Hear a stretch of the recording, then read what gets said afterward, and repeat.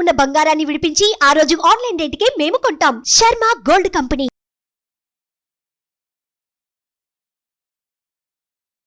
Hi, welcome to our channel. ఈరోజు మనతో పాటు ఉన్నారు జ్యోతిష్య వాస్తు పండితులు, జ్యోతిష్య వాస్తు శిక్షణ నిపుణులు, మహాగౌరి ఉపాసకులు శ్రీ దింటకుర్తి మురళీకృష్ణ గారు. నమస్కారం గురువు గారు. నమస్తే నాన్న. హరి ఓం శివం. సార్, అకార్డింగ్ టు వాస్తు ప్రకారం సింహద్వారం అనేది వ్యక్తి ఆ ఇంటి యజమాని పేరును బట్టే ఉండాలంటారా? ఎలా అంటారు అసలు? అంటే మనం వాస్తు శాస్త్రము, వాస్తు అంటేనే ఒక అద్భుతమైన సైన్స్ అని చెప్తా నేను. మనం వాస్తు శాస్త్రాన్ని కంప్లీట్గా సైంటిఫిక్గా ఫాలో అవ్వాలి. మనకి సనాతన వాస్తులో ఏం చెప్పబడింది, ఓకే, మయవాస్తులు కానీ విశ్వకర్మ ప్రకాశకులు కానీ వీటిలో ఏవి చెప్పబడినాయి, వీటిలన్నీ ప్రామాణికంగా ఏది ఫాలో అవుతాం మనం అనేది కూడా మనం క్లియర్గా చెప్పుకుందాం. ఇప్పుడు నామ నక్షత్రాలని 8 వర్గులుగా విభజించబడింది వాస్తులో. ఆ వర్గు, క, చ, ట, త, ప, అకచట తప, యా, శ, ఈ వర్గులు అన్నమాట.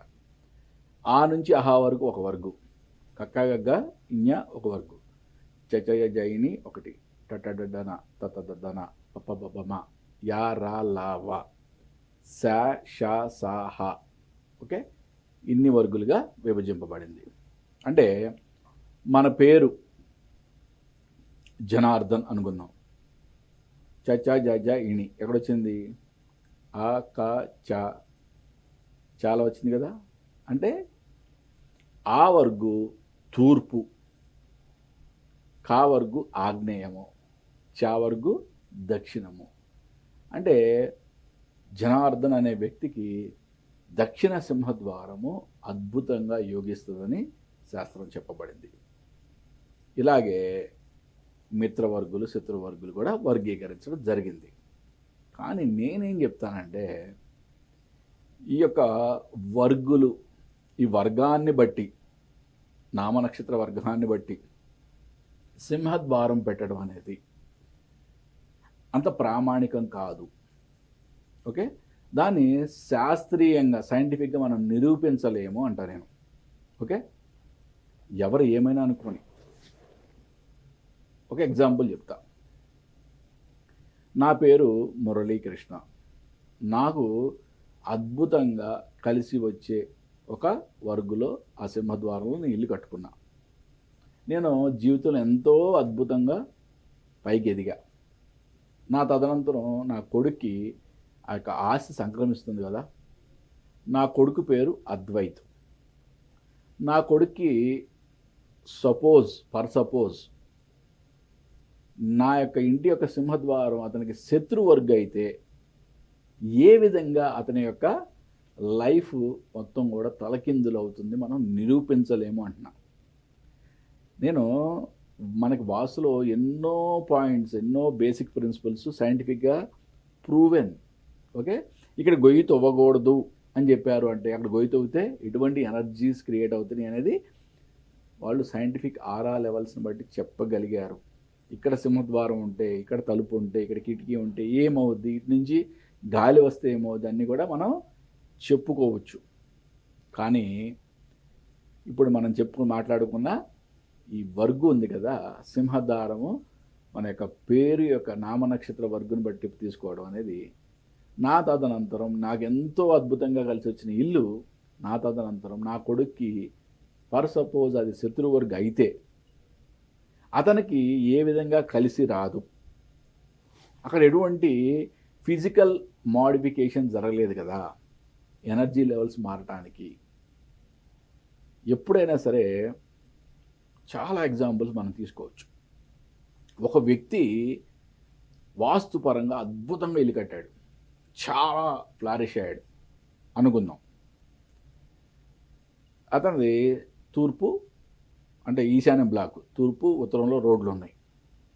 ఎగ్జాంపుల్, జిహెచ్ఎంసీ వాళ్ళు కొన్నాళ్ళ తర్వాత వాళ్ళ యొక్క రోడ్ వైడనింగ్లో వచ్చి వాళ్ళు ఏం చేశారు, మనకి ఈస్ట్ వైపు ఉన్న ఖాళీ ప్రదేశాన్ని మొత్తం రోడ్లు ఆక్రమించుకున్నారు. అప్పుడు ఏమైంది, అతనికి వెస్ట్ వైపు ఉన్న స్థలం కన్నా ఈస్ట్ వైపు ఉన్న ఖాళీ స్థలం చాలా తక్కువ అయిపోయింది. అంటే ఇల్లు మొత్తం కూడా తూర్పుగా నిర్మించడం జరిగింది. అంటే ఇక్కడ ఫిజికల్ మోడిఫికేషన్ జరిగింది. ఇప్పుడు ఎనర్జీ లెవెల్స్ మారుతాయి. కాబట్టి అతని యొక్క జీవితం తలకిందులు అవుద్దని చెప్పచ్చు. ఈశాన్య బ్లాక్లో ఉన్న ఇంటికి ఎంక్రోచ్మెంట్ కాదు, ఏమీ కాదు. ఎగ్జాంపుల్ జస్ట్ వాళ్ళు ఆ కార్నర్లో కోణంలాగా ఉండడానికి ఒప్పుకోక కర్రులు చేస్తారు చాలా పెద్ద పెద్ద కాలనీల్లో. 100% జిహెచ్ఎంసీ ఒప్పుకోదు. అక్కడ మున్సిపల్ అధికారులు ఒప్పుకోరు. వాళ్ళు కంపల్సరీ అక్కడ కరువు ఉండాలంటారు. కోణంలాగా ఉంటే ఒప్పుకోరు.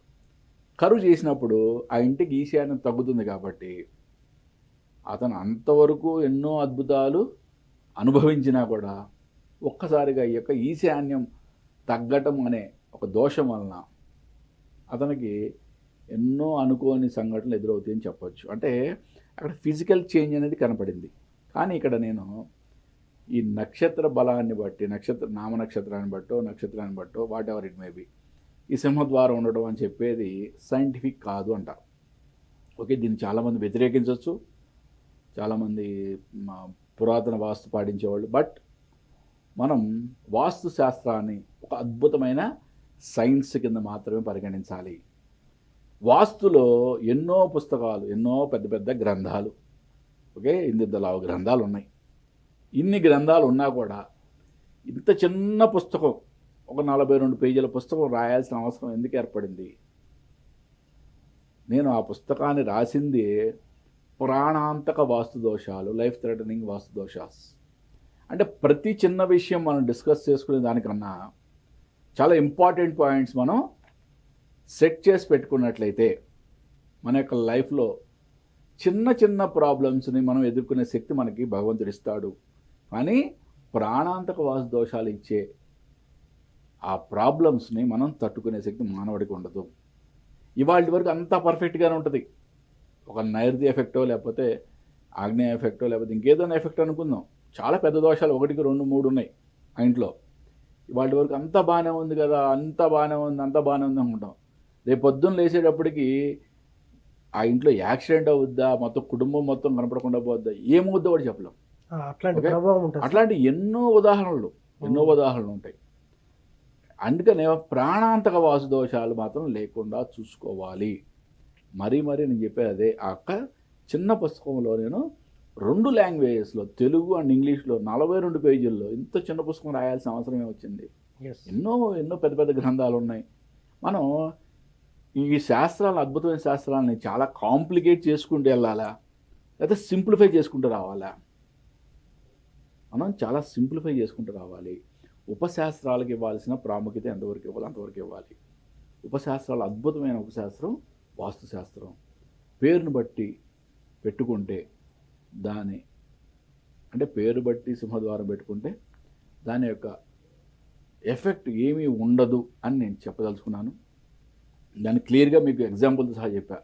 నా తదనంతరం నా కొడుకు కనుక అది వెళ్తే, అది సపోజ్ శత్రువర్గ అయితే అతనికి ఏ విధంగా లైఫ్ మొత్తం నెగిటివ్ అవుతుంది అనేది మనం నిరూపించలేము. అదే కనుక అక్కడ ఫిజికల్గా ఏమైనా చేంజ్ జరిగితే, దీనివల్ల ఇక్కడ ఎనర్జీ లెవెల్స్ బ్యాలెన్సింగ్ తగ్గింది కాబట్టి ఇక్కడ ఈ ప్రాబ్లం వచ్చిందని చెప్పచ్చు. ఎన్నో బేసిక్ ప్రిన్సిపల్స్ వాస్తులో అన్నీ కూడా నిరూపితమైనవి.